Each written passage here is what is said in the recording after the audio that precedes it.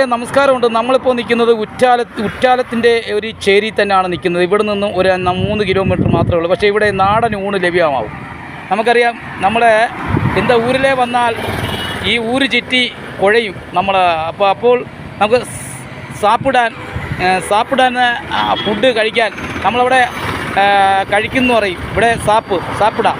അപ്പോൾ ഇവിടെ നമുക്ക് ഈ ഹോട്ടൽ അമ്മായി എന്ന ഹോട്ടൽ അമ്മായി, നാളെ മലയാളികൾക്ക് ആഹാരം കഴിക്കാൻ ഒരു കട തീർച്ചയായിട്ടും ഹോട്ടൽ അമ്മായി വന്നാൽ മതി.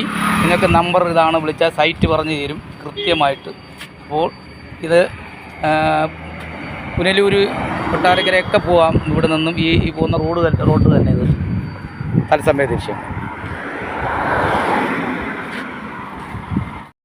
ഊരിലെ എപ്പോഴാണ് ഇത് സ്റ്റാർട്ടിങ്? എന്താ സ്റ്റാർട്ടിങ്ങിന് കട എന്താ ഓപ്പൺ പണി?